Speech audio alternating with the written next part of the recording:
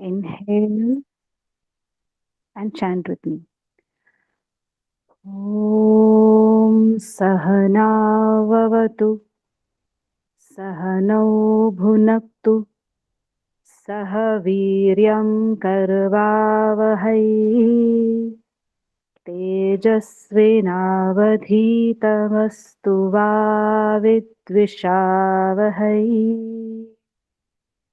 ॐ शान्ति शान्ति शान्तिः। Inhale deeply, exhale and slowly open your eyes. Thank you Rushali ji. चलिए शुरू करते हैं।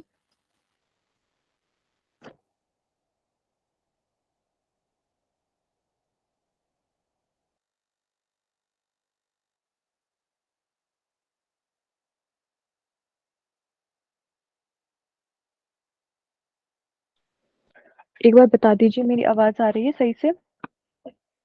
जी जी दीदी।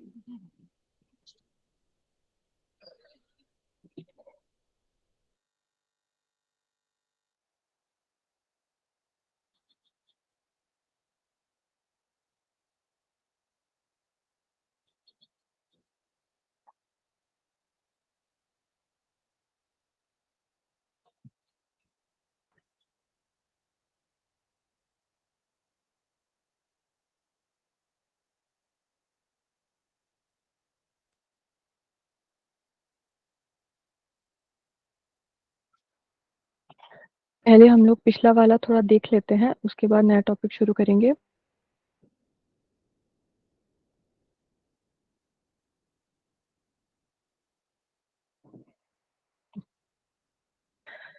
तो सबसे पहली क्लास में हमने देखा था, पहले तो सिलेबस देखा था, तो जिसमें से हमने अभी टीचिंग के कॉन्सेप्ट, ऑब्जेक्टिव्स पढ़ लिए हैं। लेवल्स ऑफ टीचिंग में हमने कल की क्लास में पढ़ लिए हैं। तो आज हम पढ़ेंगे लर्नर्स कैरेक्टरिस्टिक्स। तो पहले देख लेते हैं हमने क्या पढ़ा था। सबसे पहले हमने टीचिंग और एप्टीट्यूड की डेफिनेशन पढ़ी थी, उसके बाद टीचिंग एप्टीट्यूड का अर्थ देखा था। फिर थोड़ी बहुत जो डेफिनेशन थी टीचिंग की वो हमने पढ़ी थी। उसके बाद हमने टीचिंग के अलग अलग दृष्टिकोण से टाइप्स पढ़े थे, जिसमें थे 3 टाइप, सत्तावादी, लोकतांत्रिक और लाइसेंस फेयर। इसके बारे में हमने डिटेल में पढ़ लिया था। पहला था टीचर सेंटर्ड, फिर दूसरा subject centred plus teacher centred, और जो तीसरा वाला था वो था हमारा स्टूडेंट सेंटर्ड। इसमें थॉटलेस टीचिंग होती थी, इसमें थॉटफुल सेकंड वाले में, और जो थर्ड हमारा लाइसेंस फेयर था इसमें हाईली थॉटफुल एक्टिविटी होती थी। उसके बाद हमने पढ़ा था ऑब्जेक्टिव्स ऑफ टीचिंग। इसमें अलग अलग ऑब्जेक्टिव्स हमने पढ़े थे, जैसे कैरेक्टर और बिहेवियर को शेप देना, इंडिपेंडेंस को बढ़ावा देना, स्टूडेंट्स को मोटिवेट करना, क्रिएटिव थिंकिंग को इंक्रीज करना और सोशल स्किल्स को डेवलप करना। उसके बाद था characteristics of a good teacher. इसमें बहुत सारी चीजें थी जो बहुत इजी हैं और मुझे लगता है आप लोगों को समझ भी आ गई होंगी, जैसे एम्पैथी, लीडरशिप, पेशेंस, जुनून आदि आदि जो भी थे, जो एक अच्छे टीचर के लक्षण होने चाहिए, जिसमें सबसे इम्पोर्टेंट था क्लियर कम्युनिकेशन, क्योंकि स्पष्ट स्पष्ट संचार से ही हम लोग अपने विचारों को दूसरों की तरफ मतलब उनको ट्रांसफर कर सकते हैं और वो लोग उसको अच्छे से समझ भी सकते हैं। फिर इसमें हमने देखा था कि टीचर का एक आदर्श के रूप में कार्य करना भी जरूरी होता है। अडेप्टेबिलिटी एंड फ्लेक्सिबिलिटी पढ़ा था, प्रेपरेशन होनी चाहिए पढ़ाने से पहले, सेल्फ रिफ्लेक्शन यानी आत्मचिंतन के बारे में हमने देखा था, लाइफ लॉन्ग लर्निंग और प्रमोटर लव ऑफ लर्निंग यानी सीखने के प्रति प्रेम को बढ़ावा देना भी एक टीचर को आना चाहिए, जो एक अच्छा शिक्षक होता है। उसके बाद देखा था हमने नेचर और कैरेक्टरिस्टिक्स ऑफ टीचिंग। इसमें हमने पहले देखा था डिफरेंट लेवल्स, ये हमने पिछले कल सेकंड क्लास में डिस्कस किए थे डिटेल में।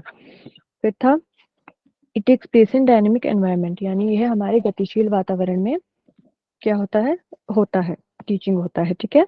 फिर उसके बाद ये था it is closely related to education, learning, instruction and training, ठीक है। It is essential and intellectual activity, यानी एक बौद्धिक गतिविधि होती है टीचिंग। उसके बाद था it is art as well as science, मतलब हमें जो अलग अलग प्रकार के रिसर्च होते हैं टीचिंग से रिलेटेड उसके बारे में पता होना चाहिए, और उसको किस तरह से हमें दूसरों तक पहुंचाना है, किसको कैसे अपनाना है, वो भी हमें कला आनी चाहिए। और इसमें था, इसके साथ ही थे ये पॉइंट्स कि यह एक सोशल सर्विस है यानी समाज सेवा है, ठीक है।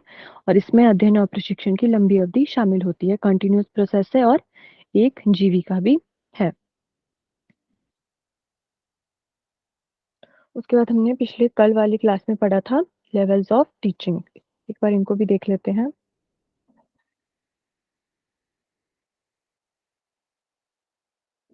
हमने देखा था लेवल्स ऑफ टीचिंग, जो 3 दिए गए हैं, मेमोरी लेवल, अंडरस्टैंडिंग लेवल और रिफ्लेक्टिव लेवल। मेमोरी यानी स्मृति स्तर, दूसरा यानी अंडरस्टैंडिंग यानी बोध स्तर, और तीसरा था हमारा रिफ्लेक्टिव लेवल, ठीक है। तो ये दिए गए थे मॉरिस एल बिगी द्वारा। इनका नाम आप याद रख लेंगे। इनके देने का उद्देश्य यही था कि जैसे-जैसे हमारे बच्चे बड़े होते हैं, तो वैसे ही उनकी क्षमताएँ भी बढ़ती हैं और उनको हम एक ही तरीके से नहीं पढ़ा सकते हैं। तो अलग-अलग एज के बच्चों को हमें अलग-अलग प्रकार से पढ़ाना होता है। उसके लिए अलग-अलग टीचिंग मेथड्स या फिर लेवल इन्होंने कहा था कि अलग-अलग लेवल होता है अलग-अलग बच्चों का, तो हमें उनको अलग-अलग तरीके से ही पढ़ाना पड़ता है। इसमें जो पहला था मेमोरी लेवल, वो टीचर सेंट्रिक था, दूसरा सब्जेक्ट सेंट्रिक और रिफ्लेक्टिंग था स्टूडेंट सेंट्रिक। जो हमारा स्मृति स्तर था, वो दिया गया था हर्बर्ट के द्वारा, और इसमें जो हमारा शिक्षक होता है, उसकी प्राथमिक भूमिका होती है तथा स्टूडेंट की सेकेंडरी भूमिका होती है। इस लेवल पे जो हमारा शिक्षण होता है, वो सबसे निचले स्तर का माना जाता है, क्योंकि ये हमारा पहला ही स्तर है। तो यानी हम नीचे से शुरुआत करते हैं, सबसे कम से ज़्यादा की ओर, तो ये हमारा सबसे निचला स्तर हुआ, सबसे पहला स्तर हुआ टीचिंग का, ठीक। अगला था कि विद्यार्थी के सोचने की क्षमता की कोई भूमिका नहीं होती है। ये हमने अच्छे से समझ लिया था क्यों नहीं होती, क्योंकि उनको बस रट्टा मारना होता है चीज़ों में, उनको बस याद करना होता है, उसमें उनको ज़्यादा दिमाग नहीं लगाना होता है, सोचना नहीं होता है, ठीक। फिर यही आ गया, स्टूडेंट्स को केवल फैक्ट्स और फॉर्मूलाज को याद करना होता है। और इसमें क्या होता है, जो स्टडी मटेरियल होता है वो प्री प्लान्ड होता है और ऑर्गेनाइज्ड होता है। फिर हमने बात की थी इसमें जो हमारे शिक्षण उपकरण होते हैं। जो पहला हमारा लेवल है मेमोरी लेवल, जिसमें शिक्षण उपकरण उपयोग किए जाते हैं, वो अलग-अलग प्रकार के हैं, दृश्य, श्रव्य दृश्य और मॉडल, चार्ट, चित्र, टीवी, रेडियो आदि-आदि, ठीक है। तो इसमें हमने और भी देखा था, मेथड जो मैं इसमें ऐड करना भूल गई थी। तो इसमें 3 प्रकार के हमने देखे थे। पहला था अभ्यास विधि, कि बच्चों को जो पढ़ाया जाता है अभ्यास के द्वारा, उसके बाद उसको दोहराना, और सबसे जो तीसरा था वो था पुनः स्मरण, मतलब पहले अभ्यास किया, फिर दोहराया, फिर से उसको याद किया, ठीक। तो फिर इसमें हमने देखा था कि इसका इवैल्यूएशन सिस्टम किस प्रकार का होता है। तो इसमें ओरल, रिटन और एसे टाइप एग्जामिनेशन ली जाती है बच्चों की। ये था हमारा मेमोरी लेवल। अगला है हमारा अंडरस्टैंडिंग लेवल यानी बोध स्तर के बारे में हमने देखा था। इसके थे जो प्रोपोनेंट थे वो थे मॉरिसन के द्वारा यह दिया गया था, ठीक। तो इसमें क्या था, ये वाली टीचिंग होती है हमारी अंडरस्टैंडिंग लेवल पे, जो टीचिंग होती है वो थोड़ी हायर क्वालिटी की होती है, किससे, पहले वाले लेवल से यानी मेमोरी लेवल से, ठीक। इसका फोकस कहाँ होता है, मास्टरी ऑफ द सब्जेक्ट, यानी जो हमारा विषय है उसकी महारत पर केंद्रित है यह कौन सा, बोध स्तर। बाकी इसमें यही हमने देखा था कि इसमें जो टीचर एक्सप्लेन करता है रिलेशनशिप के बारे में, फैक्ट्स और प्रिंसिपल के बीच में, और इसको कैसे हम अप्लाई करना है जीवन में, उसके बारे में टीचर हमें बताता है। फिर हमने इसके भी टीचिंग इक्विपमेंट्स देखे थे, जिसमें वही था लगभग visual, audio visual aids, model, charts, picture, TV, radio etcetera etcetera, ठीक है। मतलब इसके अलावा भी और सारी चीज़ें हैं, इसमें थोड़ी बहुत ऐड की है जो बहुत ज़्यादा ज़रूरी है। फिर इसमें भी हमने टीचिंग मेथड देखा था अंडरस्टैंडिंग लेवल पे। इसमें 3 बताए गए थे, डिस्कशन मेथड, लेक्चर मेथड और एक्सप्लेनेशन मेथड, ठीक। यानी कि इसमें जो टीचिंग मेथड यूज होते हैं वो 3 है, डिस्कशन, लेक्चर और एक्सप्लेनेशन। उसके बाद था इसका मूल्यांकन तंत्र, कि मूल्यांकन कैसे करते हैं इस लेवल पे। तो इसमें भी यही होता है, ऐसे टाइप और ऑब्जेक्टिव टाइप क्वेश्चंस इसमें पूछे जाते हैं। फिर लास्ट वाला जो हमारा था तीसरा, वो था रिफ्लेक्टिव लेवल, यानी चिंतन स्तर, ठीक। ये दिया गया था हंट के द्वारा। और क्या था, ये हाईएस्ट लेवल है, लोएस्ट था हमारा मेमोरी, उसके बाद थोड़ा उससे हायर था अंडरस्टैंडिंग, और हाईएस्ट लेवल है हमारा रिफ्लेक्टिव लेवल, ठीक। ये है, it is a problem centric approach of teaching, यानी समस्या केंद्रित दृष्टिकोण है, ठीक है। इसको इंटरस्पेक्टिव लेवल ऑफ टीचिंग भी कहा जाता है, यानी शिक्षण का अंतर विषय स्तर भी इसको कहा जाता है, ये इसका अन्य नाम बताया गया है। उसके बाद था it also means thinking deeply about something, यानी किसी चीज के बारे में गहराई से सोचना भी इसका एक अर्थ है अंडर रिफ्लेक्टिव लेवल का। ठीक, और इसमें क्या था, इस स्तर पर छात्र को वास्तविक समस्याग्रस्त स्थिति का सामना करना पड़ता है, मतलब जो भी हमारी रियल प्रॉब्लमेटिक सिचुएशन है हमें उसका सामना करना पड़ता है इस वाले स्तर पर। फिर अगला इसमें एक पॉइंट था कि इसका उद्देश्य शिक्षार्थियों की चिंतनशील शक्ति को विकसित करना है। चिंतनशील शक्ति यानी रिफ्लेक्टिव पावर, ठीक है, उसको विकसित करना है। क्यों विकसित करना है उसका रीजन भी यहाँ पे दिया गया है, ताकि वे तर्क और कल्पना द्वारा अपने जीवन की समस्याओं को हल कर सके, सफल और खुशहाल जीवन जी सके। ठीक है, फिर इसमें मेथड्स हमने देखे थे, इसमें थे problem solving, experimental, investigation, analytic और इंक्वायरी मेथड, जो टीचिंग मेथड इसमें होने हैं, किसमें, रिफ्लेक्टिव वाले में। ठीक, उसके बाद था इवेल्युएशन सिस्टम, कि इसका हम मूल्यांकन कैसे करते हैं, तो इसके लिए ऐसे टाइप होते हैं यूज। और उसके बाद है attitude, believe and involvement are also evaluated, यानी दृष्टिकोण, विश्वास और भागीदारी का भी मूल्यांकन किया जाता है। किसी को डाउट है इसमें जो हमने पढ़ा अभी तक 2 क्लासेस में? मैम वो जो मेमोरी लेवल जो बताया आपने, और ये जो अथॉरिटेरियन और डेमोक्रेटिक, ये सब तो ये दोनों को कंपेयर कर सकते हैं ना, मतलब सेम ही चीज है ना। हाँ, मतलब ये तो लेवल्स ऑफ टीचिंग आ गए हमारे, वो थे कि टीचिंग को और किस किस भागों में विभाजित किया जाता है। लगभग सेम ही है जैसे उसमें भी था अथॉरिटेरियन वाले में, और जो इसमें था मेमोरी वाले में, वो सेम से मिलता जुलता काफी है आपस में। ठीक है, ओके।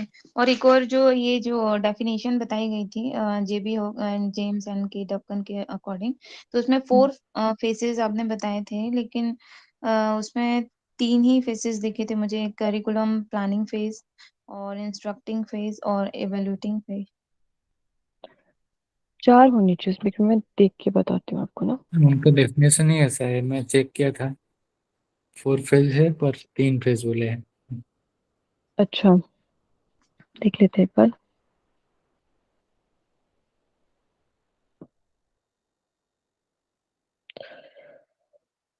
अच्छा, हाँ ठीक है, सब पाठ्यक्रम योजना चरण, निर्देशन चरण, हाँ इसमें 3 ही दिए हैं।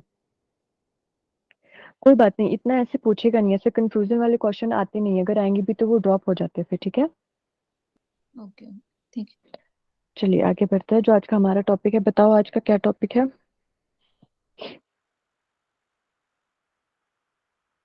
अभी बताया था मैंने, बताइए।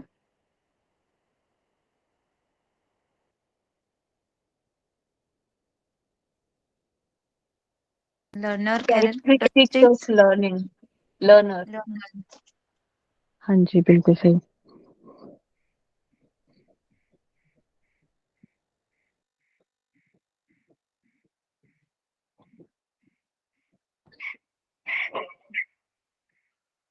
तो शुरू करते हैं आज का टॉपिक। नोटबुक पेन लेके बैठना, जो इम्पोर्टेंट पॉइंट्स होंगे उनको नोट करते रहना। ठीक है, लास्ट में पूछूंगी मैं। चलिए शुरू करते हैं आज का टॉपिक। आज का जो हमारा टॉपिक है वो है लर्नर्स कैरेक्टरिस्टिक्स, यानी शिक्षार्थी की विशेषताएं। ये इंपॉर्टेंट टॉपिक है, इससे क्वेश्चंस बनते हैं, तो इसको ध्यान से समझिएगा। जहाँ पे नहीं समझ आएगा, अगर बहुत जरूरी लगेगा तो बीच में पूछ लेना, नहीं तो फिर क्लास के एंड में पूछना। ठीक है, तो देखिए सबसे पहले है कि जो लर्नर, तो आपको बताइए क्या होता है, बताइए कोई, क्या होता है लर्नर? स्टूडेंट। Students को filter color. हाँ जी, सीखने मतलब वाला. हाँ जी, सीखने वाला। जो सीखने वाला होता है जो उसको कोई हम स्टूडेंट, जिज्ञासा रखता है सीखने।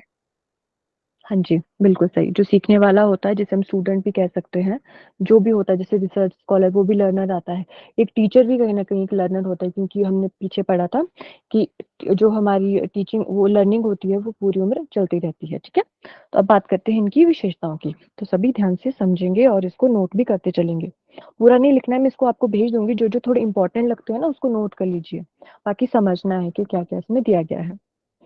देखिए, तो सबसे पहले बात करते हैं, पहली जो हमारी कैरेक्टरिस्टिक है वो है रेडीनेस। रेडीनेस होता है तत्परता, मतलब motivation, interest and curiosity to learn. यानी तत्परता होती क्या है कि सीखने की प्रेरणा, रुचि और जिज्ञासा। देखिए, जो एक लर्नर है उसमें रेडीनेस होनी चाहिए, यानी तत्परता होनी चाहिए इसमें क्या होता है कि सीखने की प्रेरणा। अब जब तक किसी में सीखने की प्रेरणा ही नहीं होगी, मोटिवेशन ही नहीं होगा, तो वो कैसे सीख पाएगा? वो नहीं सीख पाएगा। ये बहुत ज़रूरी है, पहला पॉइंट है और सबसे इम्पोर्टेंट पॉइंट इसको माना जाता है, ठीक है? रुचि भी होनी चाहिए, इंटरेस्ट होना चाहिए सीखने में। अगर हमें इंटरेस्ट ही नहीं होगा तो ना वो हमें समझ आएगा, ना हम उस चीज़ को खुशी से सीखेंगे। और जो हमें समझ आ ही नहीं रहा है, तो उसका फ़ायदा क्या उसको पढ़ने का? उससे टाइम वेस्ट भी होगा और एक हम अच्छे लर्नर भी नहीं बनेंगे, ठीक है? और जिज्ञासा होनी चाहिए, यानी किसी चीज़ को जानने की जो इच्छा होती है, वो हम में होनी चाहिए, अगर हम एक अच्छे लर्नर बनना चाहते हैं तो, ठीक? फिर अगला पॉइंट है, वो है एक्सरसाइज़, यानी प्रैक्टिस व्हाट इज़ लर्न्ड, यानी जो सीखा है उसका अभ्यास करें। देखो, ऐसे होता है, मान लो हमने कोई चीज़ पढ़ी आज, तो हमें अभी के टाइम के लिए वो लग जाता है आज के लिए कि ये हमें आ गया है। तो अगर हम उसी चीज़ को छोड़ देते हैं, उसकी प्रैक्टिस नहीं करते हैं या अभ्यास नहीं करते हैं उस चीज़ का, तो उसको अगर हम मान लो 10-15 दिन बाद पढ़ते हैं, तो वो हमें नया लगता है क्योंकि हमने उसकी प्रैक्टिस नहीं की है। तो ये भी एक विशेषता मानी जाती है कि जो सीखा है हमें उसका अभ्यास करना है, ठीक है? एक लर्नर होने के नाते, ठीक? अगला है इफ़ेक्ट। इफ़ेक्ट में क्या हमें बताया गया है कि activities associated with pleasure are preferred over those that lead to pain and punishment, यानी प्रभाव। प्रभाव में क्या है कि आनंद से जुड़ी गतिविधियों को उन गतिविधियों की तुलना में प्राथमिकता दी जाती है। किसमें? जो दर्द और सज़ा का कारण बनती हैं, ठीक? इसको ऐसे समझ सकते हैं, मान लो देखो, अगर कोई किसी बच्चे को, किसी जो हमारा लर्नर है, बच्चा समझ लो, स्टूडेंट समझ लो, ठीक है? तो अगर वो कोई अच्छा काम करता है, मान लो क्लास में टेस्ट होता है कोई, तो बहुत अच्छे मार्क्स जिसके आ रहे हैं, तो हम उसको कुछ कह सकते हैं कि कुछ तोहफा देते हैं, रिवॉर्ड देते हैं, ठीक है? तो वो उसको प्रेरित करता है और ज़्यादा सीखने के लिए कि हमें आगे भी अच्छा करना है पढ़ाई में। लेकिन इसके उल्टा अगर बिल्कुल देखा जाए, मान लो कोई अच्छा नहीं कर पा रहा है, रीज़न कोई भी हो, ठीक है? तो अगर हम उसको डाँटेंगे या कोई सज़ा देंगे, तो उसका उसके जो दिमाग पे उस पे उल्टा असर पड़ सकता है। वो उस चीज़ को गलत तरीके में भी ले सकता है कि क्या पता वो फिर भी ना पढ़े आगे, मतलब रीज़न कोई भी हो सकता है। तो इसमें कहा गया है कि जो आनंद से जुड़ी हुई गतिविधियाँ हैं, उनको प्राथमिकता दी जानी चाहिए, ठीक? फिर है एटीट्यूड एंड हैबिट्स, यानी दृष्टिकोण और जो आदतें होती हैं, ठीक? इसमें क्या है कि must be positive and encouraging, यानी सकारात्मक और उत्साहवर्धक होनी चाहिए। कैसे? देखो, जो पहला तो दृष्टिकोण की बात करते हैं कि अगर हमारा नज़रिया, दृष्टिकोण जिसे हम कहते हैं, वो सकारात्मक होगा, तो हम किसी भी चीज़ को अच्छे से कर पाएँगे, चाहे वो सीखने की बात हो तो या टीचिंग की। तो यहाँ हम लर्नर के बारे में पढ़ रहे हैं तो सीखने को ही लेते हैं, ठीक? दृष्टिकोण हमारा अच्छा है सीखने के प्रति, तो हम उसको जल्दी से सीख पाएँगे, समझ पाएँगे। दूसरा है आदतें। आदतें भी हमारी सकारात्मक ही होनी चाहिए, क्योंकि अगर हम मान लो हमें पढ़ाई करने के लिए एक हमारा प्रॉपर टाइम है कि हमें इस से इस बजे तक हमारी क्लास होती है, मान लें 5 से 6 बजे तक हमारी क्लास होती है, ठीक? तो अगर हम उस चीज़ को आदत ऐसी बना लेंगे कि हम 5 बजे की क्लास 5:30 बजे अटेंड कर रहे हैं, तो हम जो उससे पहले का पढ़ा हुआ है 5 से 5:30 के बीच में, वो तो हमें समझ आएगा ही नहीं। तो अगर हम आदतों को सकारात्मक बनाएँगे, अच्छी बनाएँगे, टाइम से क्लास में जुड़ेंगे, या इसको किसी और तरीके से भी ले सकते हैं कि जो रोज़ का रोज़ पढ़ाते हैं उसको रिवाइज़ करते हैं, ठीक है? तो अगर हम ऐसा करेंगे तो हम एक अच्छे लर्नर कहलाते हैं, ठीक? अगला है हमारा फिफ्थ जो पॉइंट है वो है absence of anger and jealousy, यानी क्रोध और ईर्ष्या का अभाव। क्यों? क्यों होना चाहिए अभाव? ये तो हम सबको पता है कि ये नकारात्मक चीज़ें हैं दोनों ही, क्रोध और ईर्ष्या, ठीक है? तो इससे क्या होता है, दे वीकन लर्निंग एबिलिटीज़, यानी जो हमारी सीखने की क्षमता है उसको ये कमज़ोर करते हैं। तो ये इन चीज़ों का हमें अभाव होना चाहिए। क्लियर है ये वाला? हेलो? जी जी। जी भाभी। ठीक है, आगे बढ़ते हैं।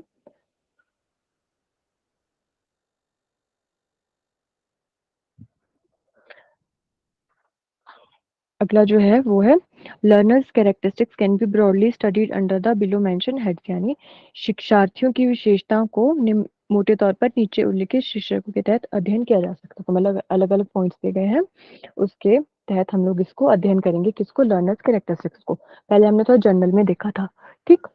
तो सबसे पहले इसमें है पर्सनल कैरेक्टरिस्टिक्स यानी व्यक्तिगत विशेषताएं। ठीक है, तो इसको ऐसे समझेंगे।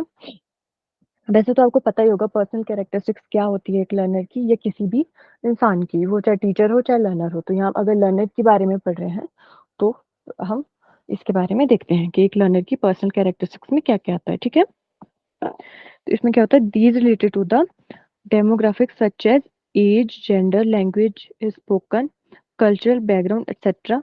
concerning a person and is also a very vital aspect of learner's characteristics। ठीक है, मतलब व्यक्तिगत विशेषता में क्या आता है, इसको हिंदी में देख लेते हैं कि ये किसी व्यक्ति की उम्र, लिंग, बोली जाने वाली भाषा, सांस्कृतिक पृष्ठभूमि आदि जैसी जनसांख्यिकी से संबंधित है और यह शिक्षार्थियों की विशेषताओं का भी एक बहुत महत्वपूर्ण पहलू है। देखो, आप सभी जानते हैं जैसे हम भारत देश में रहते हैं तो एक बहुत बड़ा देश है। ठीक है, तो अलग अलग जगह पे जो जो रहते हैं उसके हिसाब से जैसे इसमें बताया गया है कि उम्र तो होगी, उम्र भी सबकी अलग अलग ही होगी, कुछ जवान होते हैं, कुछ बुजुर्ग होते हैं, कुछ बच्चे होते हैं। ठीक है, फिर है जेंडर भी अलग अलग होता है, बोली जाने वाली भाषा अलग अलग। वैसे तो इंग्लिश तो सभी जगह कॉमन है, वो तो बोलते हैं। उसके अलावा जो हमारी कह सकते हैं बोलियां होती है, जो डायलेक्ट्स होती है, जो हमारी कह सकते हैं जैसे गांव में अलग बोली जाती है। हाँ जी, रीजनल लैंग्वेज या मदर टंग। लैंग्वेज। हाँ जी, बिल्कुल सही। तो वो अलग अलग है हर जगह की। जैसे मान लो महाराष्ट्र में मराठी बोली जाती है, जैसे इधर हिमाचल साइड पहाड़ी बोली जाती है, तो अलग अलग जगह की अलग अलग है। ठीक है, तो जो लर्नर अलग अलग जगह के होंगे तो इनमें सब में ये विशेषता होगी कि अपनी अपनी तरीके से जो उनकी मदर टंग होगी वो सबकी अलग होगी अपने एरिया के हिसाब से जहाँ से वो आते हैं। ठीक, तो वैसे ही सांस्कृतिक पृष्ठभूमि यानी कल्चरल बैकग्राउंड सभी का अलग अलग होगा। तो ये होगी पर्सनल कैरेक्टरिस्टिक्स। समझ आ गया? जी मैम। ठीक है,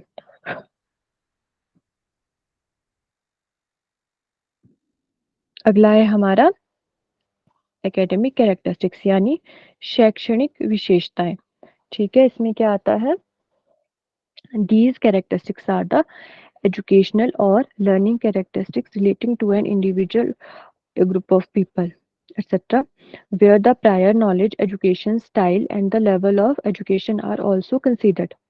यानी क्या होता है, इसका अर्थ हिंदी में भी देख लेते हैं कि ये विशेषताएं किसी व्यक्ति, लोगों का समूह आदि से संबंधित शैक्षिक या सीखने की विशेषताएं हैं, जहां उनके पूर्व ज्ञान, शैक्षिक शैली और शिक्षा के स्तर पर भी विचार किया जाता है। देखो, इसको ऐसे समझेंगे कि जो हमारी शैक्षिक विशेषताएं होती है, शैक्षणिक विशेषताएं होती है, सॉरी, तो इसमें क्या क्या होता है कि क्या क्या देख सकते हैं इसमें कि पहले तो उसका पूर्व ज्ञान, कि पहले से उसको कितना ज्ञान है, कुछ पढ़ा है कि नहीं पढ़ा है, या जितनी भी नॉलेज है कम है ज्यादा है। पूर्व ज्ञान इसमें आता है, शिक्षण शैली आती है, मतलब कि एजुकेशनल स्टाइल, तरीका क्या था, शैली क्या थी पढ़ने की। ठीक, फिर है शिक्षा के स्तर पर भी विचार किया जाता है। यानी जो ये शैक्षणिक विशेषता है इसमें यही आ जाएगा कि जो शिक्षा से संबंधित है हमारे, कि हमारा पूर्व ज्ञान कितना है। ठीक है, हमने कौन सी शैली से पढ़ा है या कौन सी शैली का उपयोग किया है सीखने के लिए। ठीक, और हमारे जो शिक्षा का स्तर है उसमें विचार किया जाता है।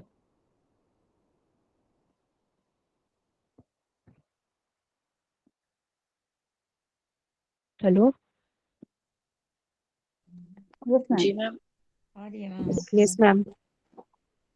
रिस्पॉन्स किया कीजिए, ठीक है ना, नहीं तो मुझे ऐसे लगता है क्योंकि मुझे वहां पे दिखता नहीं है ना, कहीं मैं लेफ्ट ना हो गई हूँ। ठीक है, जी मैम, ग्रेट। हाँ जी, आगे बढ़ते हैं। वो है अगला है जो हमारा पॉइंट है, वो है मैम सोशल अभी यहाँ एंड समझ नहीं इमोशनल। आया, पीछे वाला समझ नहीं आया। एकेडमिक और I mean educational learning characteristics की क्या, किस तरह से कहना चाह रहे हैं? सम सॉर्ट ऑफ तो हमने पहले ही बात कर ली इसके बारे में। अभी जो पीछे बात करी हमने उसमें से हमने demographic, age, background, gender, language इसकी बेसिस बात करी। इस वाले में क्या हम ये देखना चाह रहे हैं कि वो पहले से कितना पढ़ा लिखा है इस तरह से, या उसके बैकग्राउंड में लोग कितने पढ़े लिखे हैं, किस तरह से कहना चाह रहा है ये? नहीं देखो, जो पहले हमने पढ़ा ना ये वाला पर्सनल कैरेक्टरिस्टिक्स, इसमें उसकी अपनी व्यक्तिगत विशेषताएं थी कि वो आता मतलब कौन सी जगह से है, वो है उसकी एज कितनी है, जेंडर कौन सा है, कौन सी बोली बोलता है, या उसका जो कह सकते हैं कल्चरल बैकग्राउंड कैसा है, ये उसके पर्सनल कैरेक्टरिस्टिक्स में आ गया। ठीक है, तो इसमें जो हमने बात की है, इसमें उसके इसकी बात नहीं है कि उसके पीछे कितने लोग पढ़े लिखे हैं, नहीं, वो खुद कितना मतलब उसको खुद पहले का कितना ज्ञान है। जैसे इसका एग्जांपल ऐसे समझ सकते हैं, मान लो अगर कोई तैयारी करता है ना किस चीज की, अभी हम नेट की तैयारी कर रहे हैं, ठीक है, ऐसे मान लो, ठीक है, तो हमें अगर हम नेट की तैयारी कर रहे हैं, कहीं से हम क्लासेस ले रहे हैं, कोचिंग क्लासेस ले रहे हैं उसके लिए, तो पहले टीचर चेक करते हैं ना वहाँ पे कि आपको पहले से कितना ज्ञान है, उस ओ हिसाब ओके, से ये ही। वाला ठीक है। हाँ हाँ, ये जी वाला है जी इसमें जी। कि उनके ठीक है। पूर्व ज्ञान। हाँ जी, ये आता है इसमें। अभी कोई डाउट तो नहीं है किसी को इनके अलावा? नो मैम जी। क्लियर है। ठीक है, आगे बढ़ते हैं। अगला है हमारा सोशल एंड इमोशनल, यानी सामाजिक और भावनात्मक। इसमें क्या आता है? These specify the characteristics related to an individual or a group such as self-image, self-efficacy and cohesiveness। यानी क्या होता है, हिंदी में पढ़ लेते हैं कि ये किसी व्यक्ति या समूह से संबंधित विशेषताओं को निर्दिष्ट करते हैं। जैसे क्या आएगा इसमें सामाजिक और भावनात्मक में, जैसे आत्म छवि, आत्म प्रभावकारिता और एकजुटता आदि। क्योंकि देखो, एक लर्नर है तो उसको सोशल होना भी बहुत जरूरी है, मतलब समाज में कैसे रहना है, सभी लोगों के साथ मिलजुल कर कैसे रहना है, वो भी बहुत जरूरी एस्पेक्ट है उसका, लर्नर का। ठीक है, और इमोशनल भावनात्मक तो होना ही चाहिए, जैसे आत्म छवि हो गई, ये मतलब जिसे सेल्फ इमेज कह सकते हैं, सेल्फ एफिकेसी, और जो एकजुटता आती है वो आती है हमारे सामाजिक जो विशेषताएं हैं उसके अंतर्गत। ठीक है, ये समझ आ गया? जी मैम। जी। ठीक है,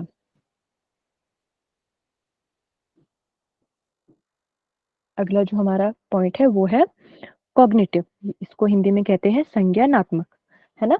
तो इसमें क्या होता है, this refers to the mental capabilities of a person, मतलब मेंटल कैपेबिलिटीज यानी मानसिक क्षमता को संदर्भित करता है ये, क्या, कॉग्निटिव यानी संज्ञानात्मक। ठीक है, of a person and aspects such as mental procedure, intellectual skill, problem solving techniques adopted etcetera are considered. मतलब इसमें क्या होता है, जो हमारा संज्ञानात्मक हमारी विशेषताएं होगी एक लर्नर की, इसमें क्या होता है, इसमें होता है कि यह किसी व्यक्ति की मानसिक क्षमता को संदर्भित करता है, मतलब उसके मतलब मानसिक क्षमताएं समझ सकते हैं आपके, उसके सोचने की क्षमता होगी, उसके विचारों की क्षमता होगी, कैसे कैसे। ठीक है, तो इसमें यही आता है, और मानसिक प्रक्रियाओं, बौद्धिक कौशल और अपनाई गई समस्या समाधान तकनीकों आदि जैसे पहलुओं पर विचार किया जाता है। देखो, इसमें यही होगा कि एक व्यक्ति किस तरह से सोच सकता है और अपनी जो समस्याएं उसके जीवन में आती है उनको किस तरह से हल कर सकता है, क्योंकि सारे जो लोग होते हैं, सारे जो लर्नर होते हैं, उनकी सबकी अपनी अपनी क्षमताएं होती है, अपनी अपनी विशेषताएं होती है। तो अपनी क्षमताओं के हिसाब से ही किसी भी जो समस्या होगी उसका समाधान निकाल पाएंगे, या कोई किसी जो कॉन्सेप्ट होगा उन्होंने पढ़ा होगा, समझा होगा, उसको अपने जीवन में अपना पाएंगे। तो ये आ जाएगा संज्ञानात्मक यानी कॉग्निटिव के अंदर। समझ आया? Ma'am it is like IQ। हाँ, ऐसे समझ सकते हैं इसको, ओके आईक्यू से समझ सकते हैं। जी। हाँ जी, ये इंपॉर्टेंट है, इसको थोड़ा नोट करते चलिएगा, पूरा मत लिखिएगा, इसमें टाइम वेस्ट होगा, जो थोड़ा इंपॉर्टेंट होगा उसको लिखिएगा, बाकी मैं इसको आपको भेज दूंगी। ठीक है, ये हमारे सिलेबस में है, characteristics of adolescent and adult learners. ठीक है, academic, social, emotional and cognitive, यानी किशोर और वयस्क शिक्षार्थियों की विशेषताएं जो बताई गई है, कैसे, शैक्षणिक, सामाजिक, भावनात्मक और संज्ञानात्मक। तो सबसे पहले हम बात करते हैं एडोलेसेंट लर्नर की। ठीक है, तो इसमें पहले मतलब देख लेते हैं कि एडोलेसेंस का मतलब क्या होता है। Adolescence means to emerge, to achieve, identify, यानी किशोरावस्था, हिंदी में इसको कहते हैं एडोलेसेंस को किशोरावस्था। तो किशोरावस्था का अर्थ होता है उभरना या फिर पहचान हासिल करना। ठीक है, it is a time for the maturing of mind and behaviour, यानी यह मन और व्यवहार के परिपक्व होने का समय है।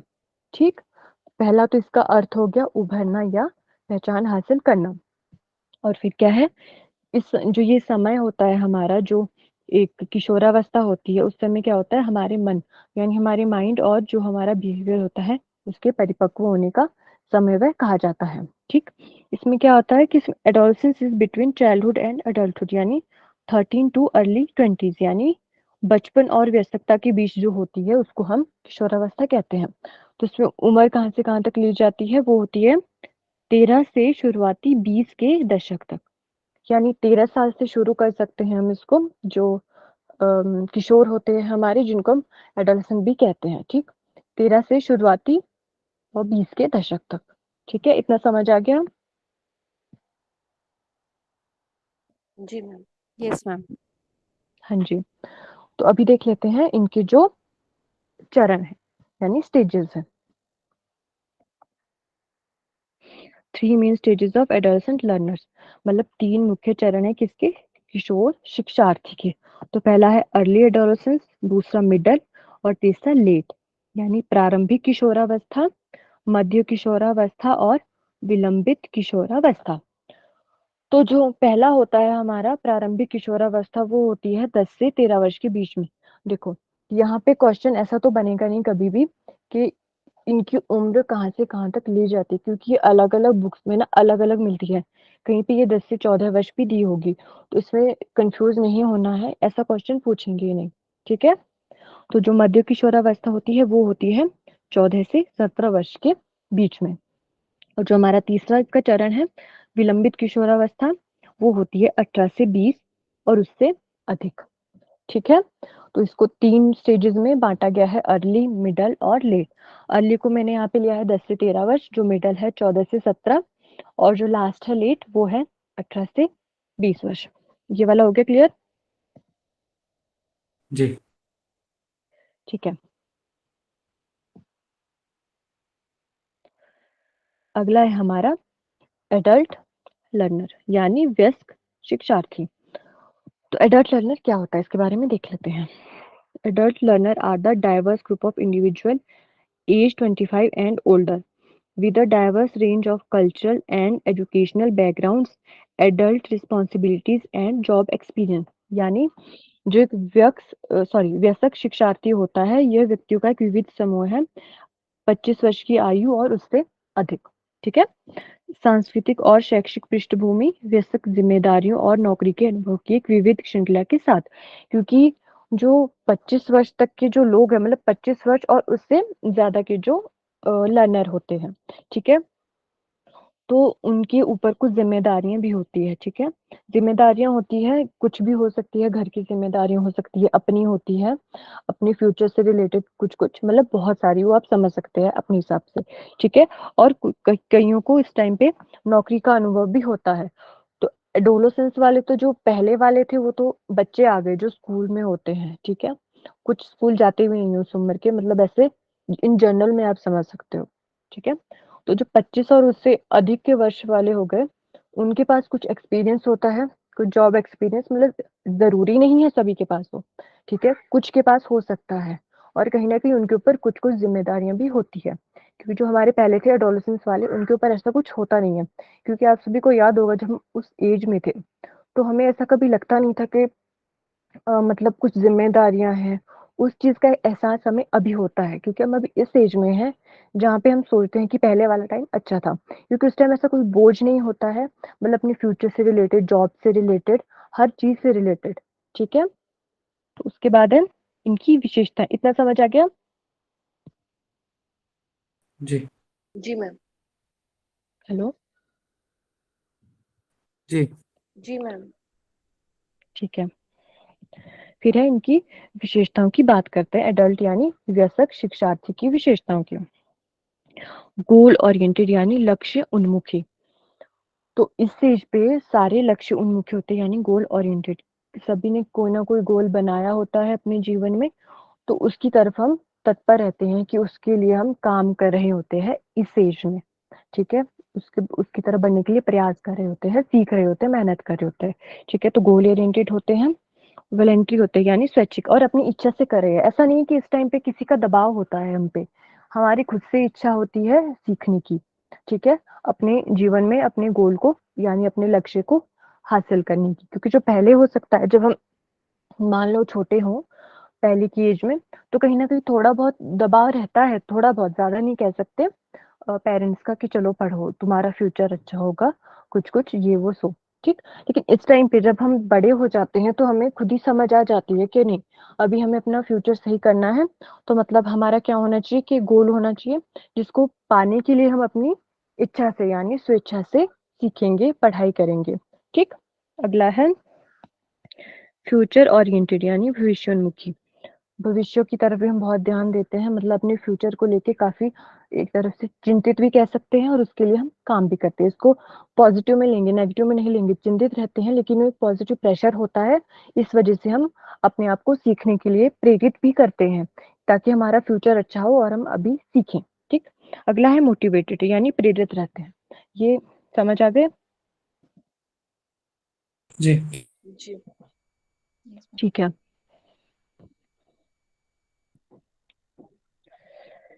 तो आज ही इतनी बनी है स्लाइड, तो हम इतना ही रखते हैं, एक बार क्विक रिवीजन कर लेते हैं, बाकी फिर मैं पूछती हूँ लास्ट में।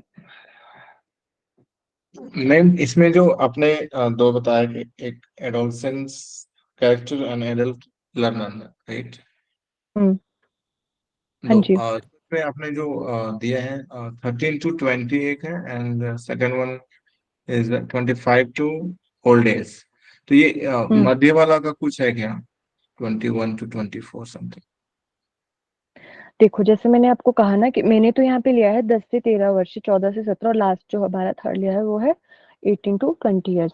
पर जरूरी नहीं है सब ऐसा लो, इसको ना सब अपने अपने हिसाब से। तो कुछ ने मान लो यहाँ पे लिया होगा, जैसे मैंने पहला लिया है अर्ली वाला 10 से 13, लेकिन कुछ जो अलग अलग जो हमारे कह सकते हैं जानकार होते हैं या व्यक्ति होते हैं, तो अपने अपने हिसाब से वो सभी इनको वर्गीकृत करते हैं। तो कुछ यहाँ पे ले सकते हैं 10 से 15 वर्ष, फिर अगला 15 से 20, और जो तीसरा होगा वो हमारा 21 से 24 या 25 वर्ष तक ले सकते हैं। ये कोई फिक्स नहीं है कि हम इसको यही रखेंगे। ये आप अगर इसको देखेंगे ना जो मैंने बनाया है इसके अलावा किसी दूसरी बुक में, तो वो उसमें अलग हो सकता है, ये ऐसा कोई फिक्स नहीं है, ठीक है। ओके, हाँ जी, किसी और का कोई So क्वेश्चन है? can we expect a question specifically about the age group, or do you think that won't be नहीं, ऐसा कोई asked like that? क्वेश्चन आएगा ऐसा आता ही नहीं है। जिसमें बहुत सारे वेरिएशन होते हैं ना कि एक बुक में अलग है दूसरे में अलग है, तो ऐसे क्वेश्चन बहुत कम आते हैं। और अगर मान लो आ भी जाते हैं तो उसमें ऐसे टेंशन लेने वाली जरूरत नहीं है, क्योंकि वो ड्रॉप हो जाते हैं। क्योंकि बहुत में अलग अलग होगी तो कोई हमें अच्छा मतलब ऑथेंटिक सोर्स नहीं होगा हमारे पास कि जिसमें पक्का यही दिया है, ठीक है। तो ऐसा क्वेश्चन बनते नहीं है वैसे, ठीक है। मैम क्लासिफिकेशन और कैरेक्टरिस्टिक्स में क्या फर्क रहता है अपना? कैसे? क्लासिफिकेशन होते हैं जैसे लर्नर क्लासिफिकेशन और कैरेक्टरिस्टिक्स में क्या फर्क रहता है? अच्छा, क्लासिफिकेशन तो वैसे होगी ना जैसे हमने ये की है कि मान लो एज के हिसाब से की है। एक तो हो गया जैसे 10 से 25 वर्ष के बीच में, और दूसरे 25 से आगे वाले हो गए, वो तो होगी क्लासिफिकेशन। फिर कैरेक्टरिस्टिक्स होंगे उनकी विशेषताएं, कि जो 10 से 25 वर्ष के जो सीखने वाले हैं उनकी क्या क्या विशेषताएं हैं उनकी अलग होगी, और जो 25 से ऊपर के हैं उनकी कुछ अलग विशेषताएं होंगी, ठीक। Yes ma'am, thank you. हाँ जी, वेलकम जी। कोई और, किसी का कोई और क्वेश्चन? चलिए एक बार क्विक रिवीजन कर लेते हैं इसका ना, फिर अभी पूछूंगी, कोई लीव नहीं करेगा। हाँ, तो हमने पढ़ा था सबसे पहले लर्नर्स कैरेक्टरिस्टिक्स। इसमें था रेडीनेस यानी तत्परता, वो तो होनी ही चाहिए। अब कुछ सीखना है तो उसके लिए हमें सीखने की प्रेरणा होनी चाहिए, रुचि और जिज्ञासा भी होनी चाहिए। दूसरा था एक्सरसाइज, जो सीखा है उसका अभ्यास करना है, नहीं तो भूल जाएंगे तो फायदा कुछ नहीं होगा। तो फिर मैं आपको क्लास में भी ऐसे बोलती हूँ कि जो हम आज पढ़ते हैं उसको पढ़ो, ताकि वो ज्यादा लंबे समय के लिए हमें याद रहे, कम से कम एग्जाम तक के लिए याद रहे, ठीक है। तो उसके लिए हमें बार बार उसको अभ्यास करना पड़ेगा, उसका प्रैक्टिस करनी पड़ेगी, ठीक। तीसरा था इफेक्ट, यानी जो आनंद से जुड़ी हुई गतिविधियां हैं उनको, जो दर्द और सजा से जुड़ी हुई क्या कहते हैं गतिविधियां है उनको नहीं प्राथमिकता देनी है, जो आनंद से जुड़ी है उनको प्राथमिकता देनी है, ताकि बच्चों के ऊपर एक सकारात्मक प्रभाव पड़े, ठीक। उसके बाद था एटीट्यूड एंड हैबिट्स, यानी दृष्टिकोण और आदतें कैसी होनी चाहिए, सकारात्मक और उत्साहवर्धक होनी चाहिए। फिर था absence of anger and jealousy, यानी कि जो क्रोध और ईर्ष्या है इन सब का अभाव होना चाहिए, क्योंकि इसकी वजह से हम लोग सीख नहीं पाते। अगर हमारे अंदर अभी ऐसे लगा लो कि अभी हम सारे तैयारी कर रहे हैं, मान लो हमारी क्लास में 30 से 35 बच्चे होते हैं, तो अगर आप लोग आपस में ईर्ष्या रखोगे एक दूसरे से तो सीख नहीं पाओगे। तो सभी को हमारे अंदर एक ऐसी क्षमता होनी चाहिए कि हम सभी को साथ में लेके चले और सभी के प्रति एक अच्छा भाव रखें, किसी के प्रति हम क्रोध और ईर्ष्या ना रखें। ठीक, उसके बाद हमने पढ़ा था जैसे होगी पर्सनल कैरेक्टरिस्टिक्स, इसमें वही आ गया था कि कौन सा व्यक्ति किधर से है, उसकी एज, जेंडर, कौन सी लैंग्वेज बोलता है, कल्चरल बैकग्राउंड कैसा है, आदि आदि इसमें आ गया था। फिर था एकेडमिक कैरेक्टरिस्टिक्स यानी शैक्षणिक विशेषताएं। इसमें इस तरह से उसको हमने समझा था कि उसका पूर्व ज्ञान कितना है, उसकी शैक्षिक शैली कैसी है और शिक्षा के स्तर भी इसमें विचार किया जाता है। मतलब जो कोई लर्नर है तो सबसे पहले अगर वो सीख रहा है कुछ तो हमें पता होना चाहिए कि उसका पूर्व ज्ञान कितना है, क्योंकि उसी आधार पर हम आगे के लिए प्लान बना सकते हैं कि हमें यहाँ मान लो उसको आता है, देखो मान लो हमने कोई एक यूनिट पढ़ा, मान लो घेरण संहिता समझ लो, घेरण संहिता बुक हमने पढ़ी, तो किसी को अगर हम सिखाने वाले हैं, कोई जो लर्नर है उसको अगर उसका एक ही चैप्टर आता है तो हम ऐसा नहीं है कि उसको तीसरे से पढ़ाना शुरू करेंगे, उसको हम पहला रिवीजन पहला करवाएंगे, पहला यूनिट, और उसके बाद उसको हम दूसरा चैप्टर करवाएंगे। तो हमें ये बहुत इंपॉर्टेंट हो जाता है कि हमें पूर्व ज्ञान का पता होना चाहिए और उसकी शैली पता होनी चाहिए कि कैसे उसने सीखा है, और उसके स्तर का यानी लेवल का भी पता होना चाहिए कि कैसे समझ सकता है, पढ़ सकता है। फिर अगला था सोशल एंड इमोशनल यानी सामाजिक और भावनात्मक, मतलब कि समाज से जुड़ा हुआ होना चाहिए, मतलब उसमें एक एकता होनी चाहिए समाज के प्रति, लोगों में जब वो जाए, समाज में जाए तो एकता की भावना होनी चाहिए। और इमोशनल यानी सेल्फ इमेज के बारे में, सेल्फ एफिकेसी के बारे में वह जागरूक जागरूक होना चाहिए। ठीक, फिर था कॉग्निटिव, कॉग्निटिव होता है संज्ञानात्मक। इसमें क्या था, जो हमारी बौद्धिक क्या कहते हैं मानसिक प्रक्रिया होती है, बौद्धिक कौशल इसके अंडर आते हैं, या फिर जो भी हमारी समस्या समाधान के लिए हम टेक्निक्स अपनाते हैं या तकनीक अपनाते हैं। ठीक है, मतलब इसमें हमारी सोचने की क्षमता इसमें आ जाती है संज्ञानात्मक में, कि किसी चीज को हम किस तरह से, किसी चीज के बारे में हम किस तरह से सोच सकते हैं, किसी समस्या को कौन से तरीके से हल कर सकते हैं। ठीक है, फिर हमने पढ़ा था एडोलसेंट और एडल्ट लर्नर्स के बारे में। तो पहला एडोलसेंस था जिसका मीनिंग होता है टू इमर्ज और आइडेंटिफाई यानी उभरना या फिर पहचान हासिल करना। इस टाइम क्या होता है, it is a time for maturing of mind and behaviour, यानी मन और व्यवहार के परिपक्व होने का यह समय होता है। ठीक, इसमें हमने एज ली है 13 से अर्ली 20s के बीच में। ठीक है, इनकी जो एज ली है इसको हमने 3 स्टेजेस में बांटा है, अर्ली में, मिडल में और लेट में। तो पहला हमने 10 से 13 लिया है, दूसरा 14 से 17 और तीसरा 18 से 20 वर्ष के बीच में। फिर हमने पढ़ा एडल्ट लर्नर्स यानी वयस्क शिक्षार्थियों के बारे में। ये होते हैं एज 25 और उससे ऊपर वाले जो माने जाते हैं। ठीक है, इनके पास क्या होता है, बहुत सारी जिम्मेदारियां होती है और नौकरी के अनुभव भी होते हैं। इनकी कैरेक्टरिस्टिक्स होती है गोल ओरिएंटेड होते हैं, वॉलंटरी होते हैं, फ्यूचर ओरिएंटेड होते हैं और मोटिवेटेड होते हैं। क्लियर है आज का टॉपिक सभी को? जी मैम। जी। ठीक है, तभी कुछ क्वेश्चंस पूछ लेते हैं आपसे।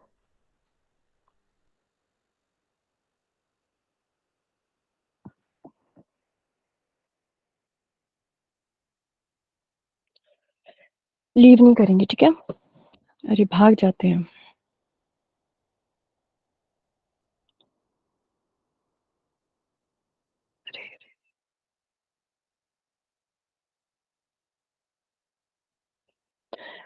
हैंड रेज कीजिएगा। आज हमने क्या पढ़ा?